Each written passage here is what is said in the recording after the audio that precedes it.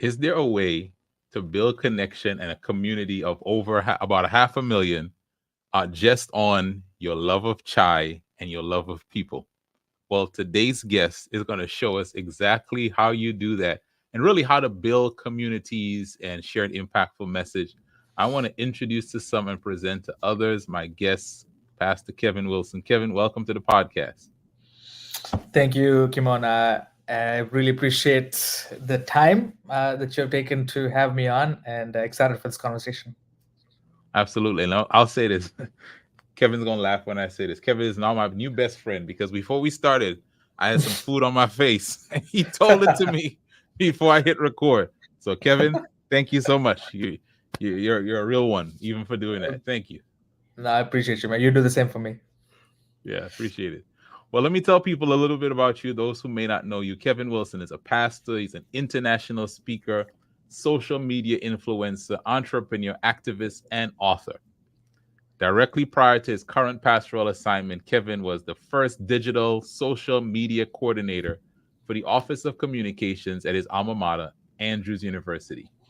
In addition to ministering to his local congregation, Kevin is also known as, and this is where you might know him as Chaplain Chai. He is which is a global community of around half a million besties, and there's a special way you spell that, many of whom are non-Christian. So Kevin pastors to them through digital storytelling using chai, the beloved beverage of his South Asian heritage, as a canvas for sharing thoughts about justice, meaningful living, and contextual theology. This is such a good story, man. I can't wait to tell this. This is Your content has been featured in Forbes, the New York Times, Yahoo, Bon Appetit magazine. And as a third culture kid who grew up in the multiple countries and the grandson of marginalized tea plantation workers in Sri Lanka, Pastor Kevin is also the co-founder of two companies, Cross Culture Chai, an ethically sourced tea and enterprise that aims to provide fair wages and create opportunities for tea estate workers across the globe, and Cross Culture Tours. Kevin is a published author of the book, The Way of Chai, Recipes for a Meaningful Life. Listen, Kevin, I could go on and on about your bio. You've done a lot of stuff. And every time I see your post online, they always add value. And you're a great storyteller. And so I can't wait for you some great storytelling on this episode. But for those who may even think they know you, Kevin, and those who don't, what's something about you people would be surprised to learn? Yeah, it's a great question. I think a lot of people might be surprised to know that I don't drink as much chai as a lot of people think I do. And What? yeah, no, What? it's What are we doing? The yeah, no, chai it's chaplain does not drink chaplain chai, does not drink as much chai as we think you do. yeah. Listen, man, it's I used to drink a lot, and then once this became a source of like revenue building thing, or once it became a content generation a thing, I don't know. It just somewhere down the line in the last, I would say last year and a half, I've not drunk as much chai as I usually do. So the frequency used to be like at least 2 cups a day or something like that. Like it was just hit it. Now I'll maybe once in a couple of days. I would use maybe that's I would do that, and sometimes I make it for like a group when people come in. I would just do that. So yeah, that's something. Maybe you might be surprised to know that. Listen, man, this is breaking news. Okay, this might break the Yeah. internet when this clip gets out there. But no, that's so cool. Now, Kevin, in reading your bio and reading your story, um, you have an amazing story. And I read where your family had applied for visas to move to the US, but yours was the only one that was approved. And Hmm. so you were a teenager at that time. I was 17 at the time. Yes. How difficult was that transition? Kind of talk us through, that transition at that time. In at the time, it felt like it's some that's that there was something that I had to do. because my whole family applied for the green card. And the way it works is, for those of you who are unfamiliar with the process, even though your whole family applies for it under the DV1 US visa lottery program, your applications are considered as single applications, meaning that if one person in the family gets picked, the other person may not get picked, which I didn't know at the time. But it just so happened that out of everybody who applied, I was the only one in my family to get accepted. And so my parents were like, well, you got to go. This God has opened the doors for you, so leave. And so I remember getting to the airport at 17 years old, two suitcases and a backpack. My parents just shoved a couple of $100 in my pocket, and I got into the plane and I just left. And that was, and at the time, as a kid, I was like, wow, I was filled with so much excitement, so much. Yes, of course, there was some sadness there, but as a teenager with so many dreams, I was like, oh yeah, this is it. This is the time to branch out and explore and really grow into the person that God wanted me to be. But I do remember I came to the country, United States, for the first time in October 28, 2008. And I came to the Dallas International Airport in Virginia, and I got picked up by a friend of a friend of a family friend. So even the people who picked up, like I had no idea who they were. I had zero family in the States. I had zero friends in the United States at the time. All I had was a contact from my parents who knew somebody else. It was just very far removed contact. And I do remember that first night, going into this house of a stranger and being led to this place saying, hey, this is where you're going to be staying for the next couple of months. Uh, and I remember putting all my bags out, sleeping in the bed. I looking up at the ceiling and think and experiencing like an overwhelming amount of loneliness. It's like, wow, this is it, you know. When you're an immigrant to the country, excellence becomes survival. You don't have time to think about happiness, pleasure, convenience. You just the only index is, okay, I need to make it to tomorrow. I need to put some food on the table, and I just need to get to work. So at 17 years of age, I was really indoctrinated into that kind of mindset, and I started. That's how I started. Now looking back, it's been what, at this 17, now I'm 33. Looking back, it was definitely a really overwhelming period of my life. It was a very challenging period of my life. But at the time, as you're going through that experience, you don't have the luxury of thinking about that. The frameworks, the reflections come afterwards. It doesn't come Absolutely. usually in the middle. Someone told me that sometimes you don't necessarily learn from your wounds, but you definitely learn from your scars. And so that's kind of how I felt when I look back. I'm like, wow, there was a lot of wounds that was inflicted on me, and by other people, by my experiences, a lot of microaggressions and racism, all these different things. I went through a whole bunch of stuff as a kid trying to navigate through this new culture.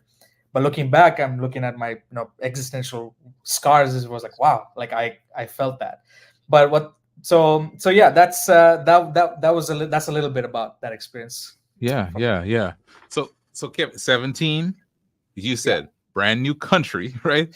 Not you're not going to stay with a family that you already knew. This is whole lot of stuff here.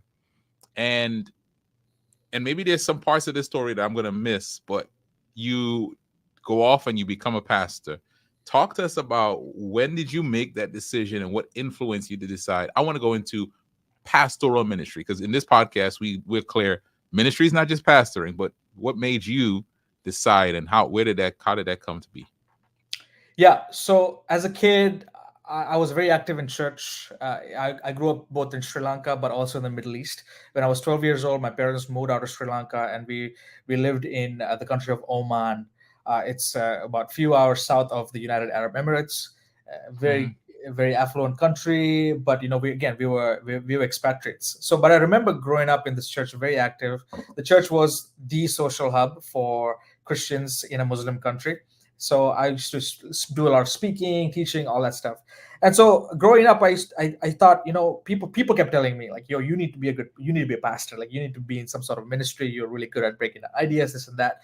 But I was that kid growing up who just knew what the right thing to say was at a given time. Like I wasn't like I didn't feel this calling or whatever it is. I just knew that I was good at this. So when I came to the States, I actually wanted to become a pilot. So I applied to a bunch of aviation schools.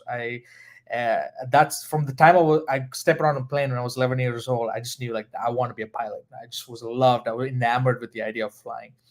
So I applied to a whole bunch of flight schools when I came to the States, but almost every single school rejected my application because I had a very bad GPA from high school. But also I didn't have money as a kid, just the family Yeah, didn't yeah. have much my money. And so out of sheer desperation, I remember praying to God. I said, God, okay, I'm going to apply to Andrews University to become a pastor. Why? Because at the time, this was back in 2008, I thought that Andrews University was the only Adventist university in the United States. Right. And for those of you who are not Adventist listeners, Andrews University is the flagship institution of the Seventh Day Adventist Church, which is the denomination that I'm a part of, and so I thought, oh yeah, maybe the only thing that's worth doing at the Andrews was theology, and so I applied to become a pastor, and also thinking about what my people in the church kept telling me, you should be a pastor, you should be a pastor, and so that's how I made that decision. And then I challenged God and I said, God, if you want me to become a pastor, I want you to pay my way through school because I don't have money to go to school. To make the long story even little longer, I was maybe a couple of days short of having my classes dropped because of income because of lack of financial clearance. But just in the nick of time, just at the right time, God sent a whole bunch of funds. Some of the loans that were not allowed for me got activated, and I was able to go through Andrews. And I remember coming to Andrews. It was the August of 2009, and all I had to my name was just two suitcases and a backpack, and maybe $50 or $60 in my pocket, and that's all I had. And I still remember seeing everybody who are coming in with like U-Haul trucks and beds and this and that, and I'm like, man, maybe I'm missing something here. And so that's how I came to Andrews University. Didn't know anybody on campus, and that's how I started as a pastor. And the more classes that I took at Andrews, the more I was convinced that you know what, I really enjoy doing this. I enjoy studying what I'm studying, and so yeah, that's basically my route to doing theology at Andrews and eventually becoming a pastor. Wow. So, by the way, I'm tracking the years. So 2008, right? You made this major move. 2009 now, you enter Yeah, Andrews University. yeah. Kevin, like when we talk about like major shifts in life and like major moves, you've just undertaken two of them back to back Mhm. years. Yeah. And as you said, right, we're not, you don't have the luxury of like sitting and reflecting. It's like you're moving. And so let's say you're finished with Andrews. At what point, I guess, what point in the story do you start now getting active and interacting on social media? Is it into your pastoral journey? Is it while you're a student? Kind of where does this start? Right. So that I've been thinking about that question for a while now, and my answers have changed over the years.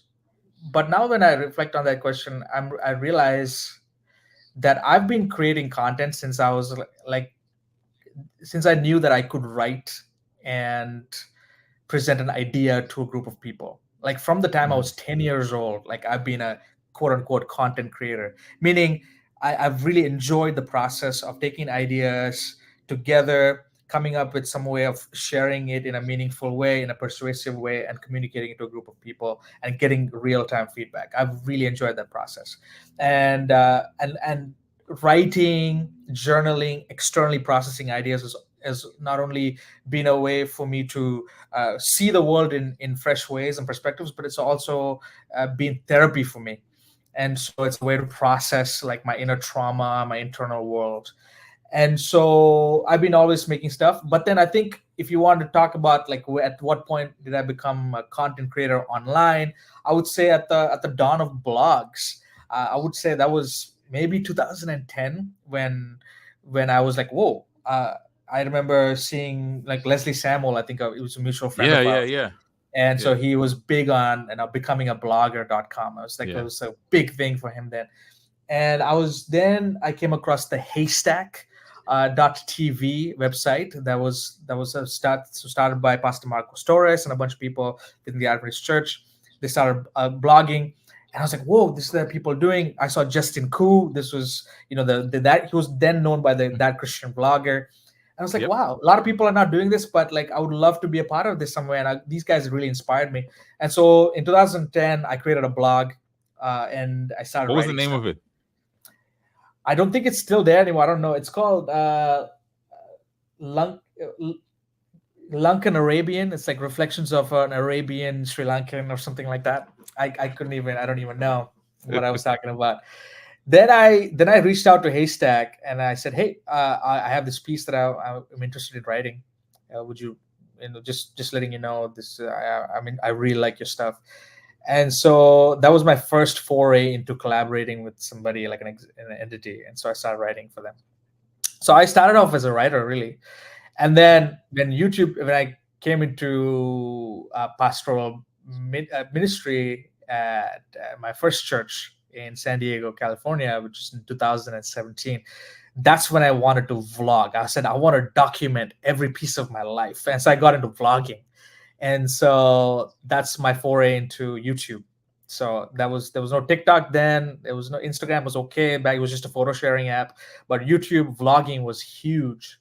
And so I set up a rig, a monkey gorilla pod with a DSLR on it with a shotgun mic, and I would just go around just vlogging my experiences. Then I started to experiment with youth videos for my youth Sabbath school class, and I really enjoyed that Hmm. process. So it was just a way of just really documenting my life, and I really enjoyed that process. But everything changed in 2020. So that was a pivotal point when it Okay. comes to my Well, next season of oh, yeah, we got to contemplation. get to that then. So, by the way, again, if y'all are tracking, and those of you who are watching this, I hope you're tracking this. 2008, you move. 2009, you moved to Andrews. Yeah, 2010, you start blogging, right? But as you said, years before that, you were always writing. But now this is yeah, you putting your thoughts on a website, on the internet, and then you start now leveling up into vlogging. And it sounds like, Kevin, that you've always been someone who you've been telling stories through your writing, through your videos. Where does that love or that penchant for storytelling come from? Is it family? Is it where does that come from? yes. I I think it comes from a couple of different sources. Now, probably the first source that I can think of was just how I grew up in the East, in Sri Lanka, which is it's a culture in the South Asian culture is very sympathetic to storytelling and thinking in terms of stories. In the West here, we think in terms of ideas, generally speaking, where ideas can be good, can be bad. Maybe what separates you from becoming the person that you want to be is maybe one idea or a set of ideas. But in the East, uh, it's about stories, it's about narratives. So basically, we talk about where did you grow up, who's your father, who's your mother, Mm-hmm. what's your social life look like, what's your village, like what are the Mm-hmm. stories that your grandmother tells you, what's the story that your grandfather tells you. And so the stories that you are a part of, so the question of, let me backtrack here, the question of what am I to do is secondary to the question of what story or what stories am I a part of. Mm-hmm. So basically, the idea that I kind of instinctively knew, because this is how my parents and my grandparents grew up, was the stories that you're a part of and the stories that make you you is more important than the things that you do, or rather, Wow. the stories that you're a part of are the things that give purpose and meaning to the things that you do. So that was, again, at the time I did not know that language, but now looking back, hindsight is 2020. This is kind of what I feel like I can that I can think about right now. So that's definitely a part of it. Then then over then another thing that I've seen happening when I've started sharing stories is that when you combine your art with your story, or with sense of or set of stories, it builds trust. So if you think of it Mm, like a mathematical equation, art plus story equals trust. So your art can be anything. Like for me, the art is, making chai, or maybe it's making videos, or writing a piece of poetry, or whatever it is. But for somebody else, their art can be underwater basket weaving, or podcasting, or whatever it is. So you can come up with making rotis, whatever it is, that's your art. yeah. Sorry, Yeah, you yeah, got me exactly. excited. Yeah, I'm back. Exactly. So when you combine that with a narrative, with a story, what it does is, from the viewer standpoint, when they see that, I'm like, oh, okay, they will also find, no matter who they are, no matter what culture they're from, even if they're different, even if they have a different cultural background than you, they can, more often than not, they'll find resonating aspects and components in your story that they can relate to. They can be like, oh wow, I thought I was the only one. Yeah. And they're like, "Whoa, I didn't know that you went through this. That's amazing." So a core part of my content was, I'll make tea, for example, and then I would share a story, as kind of a voiceover over the content that I just shared. And so that's how a lot of community was built. And a lot of comments were like, wow, I thought, I wish I had heard this when I was 18 years old. Like, I wish I heard Yeah. this. I wish my son would hear this. So this is so Hmm. good. Like, this gives me language for some things that I did not realize I went through and experienced that. So yeah, so stories have built trust. And at the end of the day, when it comes to building any type of audience, when it comes to build and having any building some revenue streams through your community, or whatever it is, the most valuable currency you have is trust. At least for me, like, I think it's, if people don't trust you, Yeah. if they don't really connect with you emotionally, like, if there's no sense of feeling, if there's no heart connection between you and the person that you're listening to, it's going to be very, very difficult to, do things like monetizing, and even expand and things like that. So yeah, so those are a couple of things as to why, like, storytelling is, I think, very, very important for me, at I least. love it, Kevin. Kevin, just I think for anyone doing business, we sometimes think there's business and there's storytelling, right? There is monetizing and there's storytelling. But what you need to understand is, like, storytelling is at the heart of Hmm. anything that you're doing, marketing, selling, positioning, impacting people. It's all part of storytelling. And I love the way you just kind of made the distinction between the ideas heavy, focus, and the story focus. Now, you said to us 2020 changed everything, right? And by the way, I Yeah. think that's around the same time we met. So tell us what changed everything in 2020. Right. So at the dawn of 2020, we know that the whole world got shut down with the pandemic, and so I think that really affected me psychologically. I was like, wow, I can't go to church. I can't do ministry in the way that I want to do ministry. This was, I think, by this time it was 3 years into my ministry as a youth pastor, and things were going really well. But then all of a sudden, everything just stopped. Right. But the one thing that I had, again, is content creation. Like, this is my therapy. So I went back into Mm-hmm. creating, and at the time, as I was doing a lot of stuff on YouTube at the time, early 2020, when one of my youth at my church said, "Hey, Pastor Kevin, have you heard of TikTok?" I was like, "I don't know what are you talking about. What is TikTok?" He said, "Well, it's just an app that yeah, people are into right now, and I think you would like it." So I got on it. I downloaded the app, and after 3 hours, I was like, "Why am I still on this app?"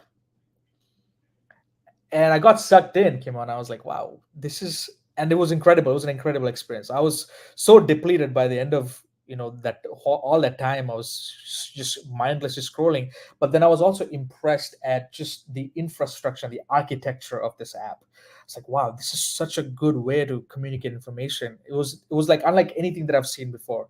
I mean, short form video up until that point was not a thing in the way That's that right. it is You're right. right now. Mm-hmm. So TikTok really revolutionized uh, just content creation, but also content appreciation from the other side. So I decided, let me just experiment some stuff here. And so I decided to just make some devotional content, just basically me taking the phone and just talking to it and just like doing like a real motivational talk to that and putting it at zero expectations. I had no expectations of growing this and that, none of that. Going viral, I didn't even know what going viral meant. None of that. It was just for the joy, pure joy of creating. Then one day I decided, let me just document my chai making process. So it's for those of you again who have no idea what I'm talking about. By chai, I mean spiced milk tea that is very endemic to a country that I'm from, Sri Lanka, South Asia, parts of Africa, certain parts of Europe. And this is the beverage that I grew up drinking. So tea, I remember my dad making it for us, my mom making it for us. My grandfather was a tea plantation worker in the tea estate, so I remember having tea with my grandfather. So tea was just it's a symbol of culture, meaning, all of that stuff. So I've always drunk tea. I've always made tea, especially as a way to connect to my roots. And so I said, let me just make it, and I will just document the process, and I will just put it online and just for the sake of putting it online. Also, I remember the reason I put it online was because at the time a lot of people were just obsessed with Starbucks, and people are obsessed with Yeah. Starbucks chai tea, the chai tea latte in Starbucks, which I tried. I thought that was the chai, but then I was absolutely disappointed is not the word. I was just gutted, like I was devastated as to what they've done with this amazing drink. And so I decided, let me just make my own this and teach people how to do it. Uh, within within the next hour, I saw my notifications blow up and kept blowing up and blowing up and blowing up, and I was just like, what's going on? And I see the follower count, and I refreshed the page. It's just growing, growing, and growing. I'm like, what's happening? Like I had like 200 followers at the time, and then within the next hour I had 2,000, and then within the next few minutes I had 3,000, and then 4,000. I was like, what is going on? This is insane. I had never experienced anything like that before. And within less than 48 hours I went from 200 to like 20K followers, which was absolutely wild. And I had never experienced anything like that before. And the comments kept coming like, this is how you make chai. I thought this was a powder. I thought this was Starbucks, this and that. People going crazy on the comments. And so that was the tipping point, because at the time I decided, at that time I decided I don't know what to do. And so I purely pragmatic. I said, let me just start answering these people's questions on the comments and start making videos. And so that's the genesis of what is now Cross Culture Chai. So I started making purely for tea, and then I said, you know what? I want to use chai as a canvas for storytelling, because I was inspired by people like the Korean vegan, for example. She was a content creator at the time. She was sharing stories from her Korean American experience, which I really enjoyed listening to. I said, okay, I want to share stories from the South Asian experience. And so I shared stories about that. I shared stories about theology, what I thought about God, what I thought about justice. When Black Lives Matter happened, when the movement was going on, I shared my stories of people being racist to me and microaggressions that I've experienced as a person of color in the United States. People resonated with all of that, because then they realized, okay, it's not just about tea. Tea is Yeah. tea is just an excuse to have more meaningful conversations with Yeah. people, and so that's how it grew. The community grew, and right now we have a community of about 500,000 people online. It's amazing. It's been nothing short of crazy, humbling, deeply grateful, and yeah, that's kind of how it all happened. Man, I should have listened to my kids when they told me to get on TikTok. And I'm just kidding. Hey, shout out to whoever that youth is, Kevin, who told Yes. you to get on TikTok. But on a serious note, it's interesting how that one video, and there's something you said about it that I think is a principle for everyone, because everyone may not have that experience of, but what you did in terms of, let me answer people's comments, right? And let me create more of what they're asking for. I Hmm. don't know if there are any principles beyond that you would share with someone who, let's use the word make impact more than go viral. But what lessons from that experience, or just even your own experience beyond that you would share with people? Because this is the Monetize Your Ministry podcast, and what I found as you were talking is this has been a way for you to minister to people who would never be a part of the Yeah. church that you belong to, that you're speaking at, but you've expanded it. So what are some lessons for impact using social media? Right. So I'm reminded of a story that I, allegedly happened in the experience of the life of the German reformer Martin Luther back in the 15th century. So the German reformer Martin Luther, he was a priest at his church, and and he had a cobbler who came to him, and the cobbler said to Martin Luther, uh, Father Luther, there is a customer who's not Christian. He's an atheist, and I want to make him a Christian. What do I do as a cobbler to make this guy a Christian? Allegedly, the reformer Martin Luther told him that the Christian shoemaker does his duty not by putting little crosses on the shoes, but by making good shoes, because God is interested in good craftsmanship. Because God is interested in good craftsmanship. In other words, Martin Luther was like, serve the need. Don't think about making an impact. Don't think about converting the person. Don't That's not even your concern. You make good shoes. You do the best as you can. And that's why I think that excellence is evangelism. Like, excellence is not a tool just to get people to come to church or whatever it is. Excellence, the art and practice of just being committed to being intentional about your craft, is itself evangelistic. And uh, so so I think that one principle that I want to give to people who are in ministry. I'm assuming the person who's listening to this is someone with a maybe a Christian background or maybe a Judeo-Christian background. I would say, especially, yeah, if you want to make an impact, don't focus on making an impact. Just serve the need. Because sometimes the impact, making an impact, can be so big and so nebulous that it might paralyze you from actually doing and seeing the thing like right in front of you. So for me, it was just a comment. For me, it was just answering a question. For me, it was just being faithful to like the next step and the next step and the next step, and just seeing what it means to the other person. A lot of people have when it comes, especially when it comes to content, of kind of a founder first mentality, where they're like obsessed with what I want to do and what I'm passionate about and what I'm so good at doing. These are all important things.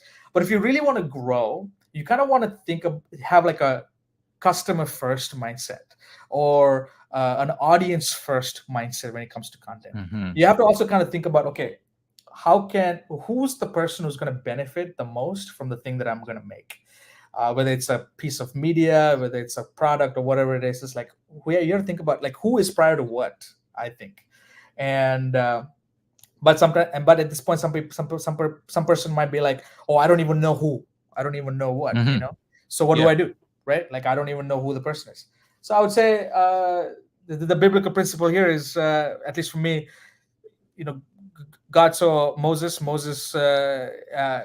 the desert, and he calls Moses out of his place, and he goes to the burning bush, and Moses is like, I don't know what to do. Like, I don't know what to Yeah. say. Yeah. Yeah. And Pharaoh's like, yo, what's in your hand? Yeah. Like, what is in Yeah. your Yeah. hand?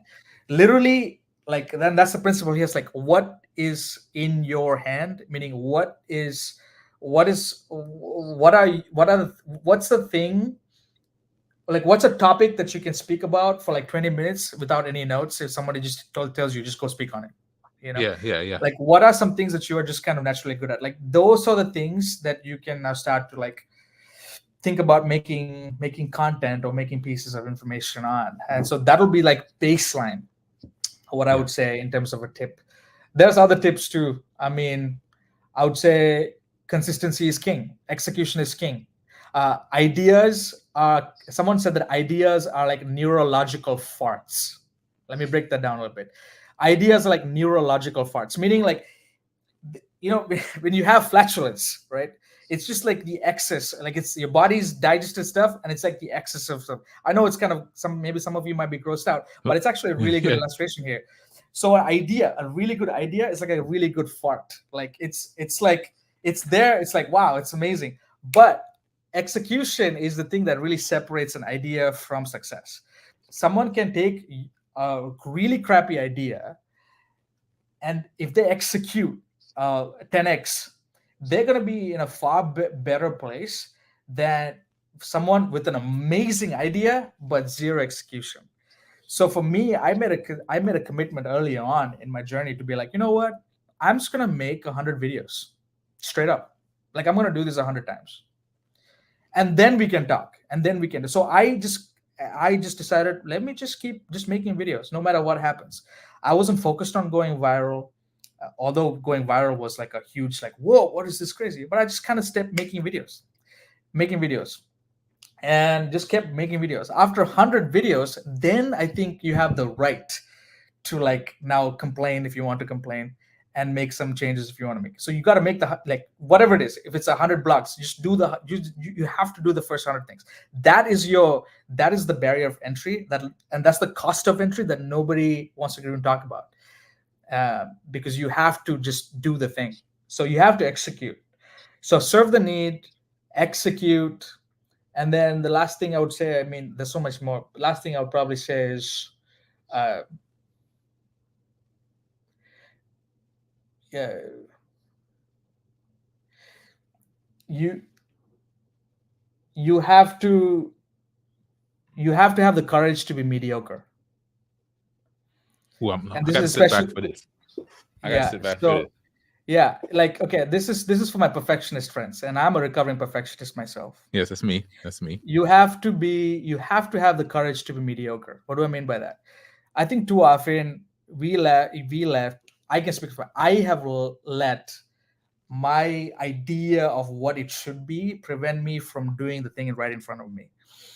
I have let this kind of perfectionist vision that I have really cripple me and paralyze me from taking the next step. I have let my expectation and my idea of the best step prevent me from taking the next step. I've done that all the time. And I'm a recovering perfectionist. And so right now, even with all the success, like once you reach a certain level of like success, it sometimes becomes really hard. It's like, because for me, I'm thinking about, okay, man, I mean, the next content needs to be like really really good. uh I but like I have to keep in mind, it's like, no, like, just take the next step, because what is ordinary to you is going to be amazing to somebody else. But sometimes we let like what is amazing to me prevent me from doing the thing that is going to be amazing to somebody else, right? And so don't, like, perfectionism is a, it just tells you, it's a data point. If you're a perfectionist person, that just tells you that you're an intentional person. That just tells you that you are a person is who loves details and is amazing at what they do, and is reliable. You're an excellent person. That's a good thing. The Hmm. opposite of perfectionism, the opposite of, somebody listen to this, the opposite of perfectionism is not laziness. The opposite of perfectionism is kindness. You have to be kind to yourself. You have to be kind to yourself, because you've come so far. You have to be grateful, if especially if you're somebody who follows God, if especially if you're someone who is oriented by a larger story than money and success and affluence and this and that. Then you are already functioning from a place of gratitude. You're already functioning from a place of grace. So you're not a human doing, you're a human being. So you have to be at a place where, when you think like, oh, I have to do this, I have this, just pause and be like, just be kind to yourself. Perfectionism is an obsession with the rules that you have for yourself. So being kind, so you're saying, I'm going to kind of release a little bit of control, just a little bit, and just take that next step, and the next step, and the next step, and the next step. And the more you do that, I think it becomes a habit. And this is something that I'm learning now. Kevin, while you were talking, I had to close my eyes because I don't know who the you was you were talking to, but I knew you were talking to me. And Mm. that opposite of perfectionism being kindness spoke to me. And I hope it spoke to you too. The person watching this, listening to this, and you've been beating yourself up, right? Because a lot of us, Mhm. we do that, Kevin. We beat ourselves up. I didn't get this done. And the crazy thing, now that you said this, the realization is this: I've never gotten better by beating myself up. Mm. It's just worn me down, right? It's just worn me down. And I appreciate you sharing that. If you had a mic in your hand, I would tell you just drop it. Like that was a mic drop right there.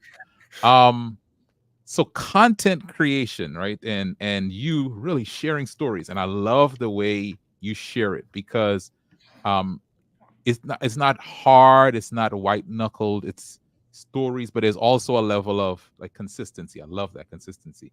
But it opened doors for you, right? This is open doors for you speaking in the book. I want to get into some of them, but I do want to ask you this question. What's probably the coolest opportunity that you got as a result of this? Coolest, you could whatever, however you want to go with that. What's the coolest thing? Oh man, uh, coolest opportunity. I'll tell you the one that happened to me just a few weeks ago, actually. So I came back from Sri Lanka. That's my motherland, the country I was born, like a week ago. So I went there in June because not only to see my family, but my brother-in-law and myself. We just started a tour company called Cross Culture Tours, and essentially it's a 10-day tour of the island where people get to experience what Sri Lanka has to offer, the best of what the island has to offer. However, not only that, that portion of the fees towards the ticket goes into funding for a school. Uh, so every time we do a tour, we also want to focus on a humanitarian project. And so this year, the project was to renovate a school that's been dilapidated for the last 50, 60 years. Extremely bad conditions. And so we were able to raise money, about 1 million+ rupees to do the project, which is a lot of money. That's a little more than like $5,000 here, which doesn't seem like a lot of money here, but it is still a lot of money. But for them in Sri Lanka, it goes so far. Anyhow, one of the coolest things that happened is I was contacted by the Minister of Plantation Work, the tea plantation community, and the Minister of Water, who was the same person of Sri Lanka, and I was invited to have a meal with him and our tour. So yeah, there we were. This happened like 2 weeks ago, where we were just seated and just talking about geopolitics. So to give you an idea, that person would be kind of like say the minister of transport, Hmm. or Hmm. here Hmm. in the country, who's Pete Buttigieg or whoever that person is for the entire country. So that's kind of the scale that we're talking about in terms of influence in this person. And so we were sitting in and having food with a politician. And then last year I got to sit with the biggest tea exporter of Sri Lanka to the world, and so I was able to have conversations with that person. So yeah, I think that was probably one of the coolest experiences, I would say, just sitting down with them, and yeah, and then to build a school now, Yeah. which is going to outlive all of us, and that was really really cool. So there's a few more, but that was something Yeah. really Yeah. cool. Yeah. Kevin, I'll tell you something that I want to applaud you for. You've kept your heart for home. As Mhm. someone who I did not grow up here in the US, I grew up in Trinidad, Mhm. hence the roti before the recording, right? Yeah. But you kept your heart for home, and I applaud that because sometimes we can forget home after we, especially move over here, establish roots here, get some level of success. But I want to applaud you for keeping your heart for home and Thank you. pouring back in. All right, so the book. We don't have a lot of time, but I want you to tell someone what this, why they should get this book, and what this book, the message of this book is. Yeah, so the book is called The Way of Chai: Recipes for a Meaningful Life. And essentially, the way that I've structured the book is kind of like a journey. Like you're starting the journey in Sri Lanka in the tea plantations, and then you end the journey with me sharing the cup of tea with you. So every single chapter is a certain aspect of the tea making process, starting from the leaf or the terroir, which is like the land, the biochemical processes, the biochemical conditions, the the water, the sun, all that stuff that causes the tea. So that's the first chapter. The last chapter is the grounds, talking about what are you going to do with the tea leaves once it's done. So every chapter has a couple of different aspects. It starts off with a deep dive into that specific aspect of the tea making process. Then it transitions into what that specific aspect of the tea making process can teach you about how to live a meaningful life in a post Mm, pandemic age. So it kind of reads like a devotional, but for the secular mind with some mm, gospel flavored spice. So that's kind of how the whole book will read. And there's stories about my culture, stories about the South Asian experience, stories about justice. It is essentially, it's a book unlike that I've never read before. So I wanted to write something that's close to my heart, but also a way for people to realize that their story, whoever the reader is, whoever their story is, with all its ups, with all its downs, with all its highs, with all its lows, with all the ways their story has been shifted and moved in the different ways, with all their tragedies and wins, is sacred. It's holy mm. ground. And so that's like the big thing that I want people to know and realize as they sip the tea, as they ruminate through the book. So yeah, that's Way of Chai, recipes for a meaningful life. Listen, I'm going to put the name of the book up here on the screen. The Way of Chai. Make sure you all go get it. Kevin, I'm going to tell you, man, this was one of the most impactful conversations I've had. I Just appreciate you. hearing your story and how, first of all, God has been leading in your story and how you have now, the shirt that I'm wearing says, "My ministry belongs in the marketplace," right? And what Love that. I hear you talk, it's, I mean, so many of us, we get confined into my role here, this building, this whatever it is. And you have realized that one, using the tools of technology and the internet and access, that the world is your pulpit. The world is your congregation. And I just want to applaud you, man, for doing that, because there are people whose lives have been enriched because of what you've done on TikTok, what Mhm. you've shared on the stage, the book that you've written. And I just want to just thank you for sharing time with us here and for what you're doing. No, I appreciate you. Thank you so much for that kind word, those kind words. And I just want whoever's listening, I just want them to know, like, yes, exactly that your story is your superpower. You know, Yeah.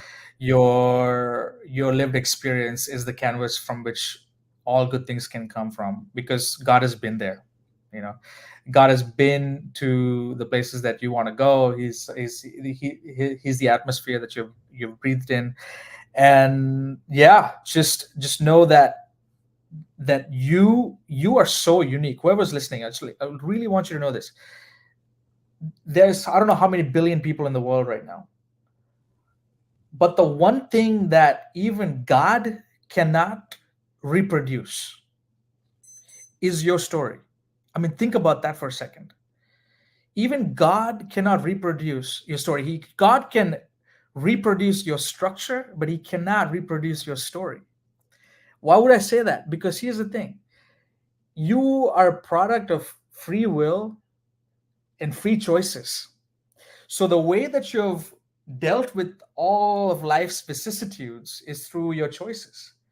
Even if God wants, God can, even if God wanted to do it, he cannot create someone exactly like you with your story with somebody else, because that means that God would have to replicate not only your structure but also your choices. And if he can replicate your choices, he will no longer cease to be God, because in order for God to be love, he has to give you the freedom of choice. So I'm telling you, like, you are literally the most limited of editions. There's no one like you. There's literally no one like you. So what that means is that when God, I think, we're going to theology right now because I'm a pastor. You didn't ask for this.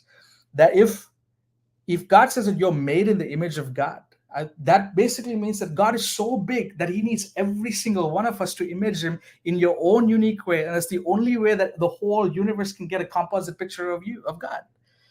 So if you don't share your story in whatever Woo. way possible, whether it's through content creation, and I really do think, I'm a biased towards content creation. I think every single person in the world at some level in their life should practice the art of taking something inside here, your heart, inside here, your head, and externalize it and put it out in the world. I really believe that. I would 100% believe that. I think that if there's one message that I would share with the world, that would be it.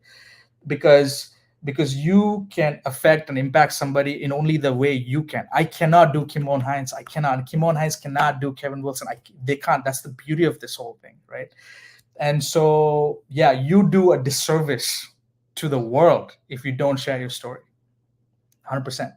So I'm on a mission to actually release people from that burden of fear, of perfectionism, of all that stuff, and to really just use your authentic voice, your accent, your phenotype, your voice, all that stuff, to just do the thing that only you can do in the way that only you can.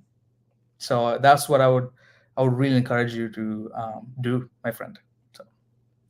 Thank you, Kevin. Tell us how we can, for those who are on, like, that's everyone, right? How can we get more of this? Because I want more of this. You want more of this. Tell us. Yeah. So I'm on all socials at Cross Culture Kev, one word. So yeah, Instagram, TikTok, YouTube. I'm more active on Instagram these days. Feel free to connect through that. And obviously the book, thewayofchai.com, is, if you can go there, and it's also on Amazon, it's on Barnes and Nobles, it's everywhere where books are being sold. And so feel free to grab that, thewayofchai.com. And and then just and we can connect through that. Send me a DM, send me an email, crossculturekev@gmail.com. I listen to it. I read every DM. I respond to every email. So yeah, let me connect with me through that. I would love to hear from you. I love it. Kevin Wilson has destroyed the building, and we're about to leave this episode. But I just want to encourage everyone, more than you being inspired, I want to just encourage you to learn from Kevin that your story is your superpower. And my admonition to you is to tell your story, move it out into the world, and go increase your income and your impact. Thank you for listening to the Monetize Your Ministry podcast with Kymone Hines. For more information, visit our website at www.monetizeyourministrypodcast.com. That's www.monetizeyourministrypodcast.com. Find us on YouTube, Spotify, and Apple Podcasts. Please share this episode with someone who needs it. Let's increase our income and impact.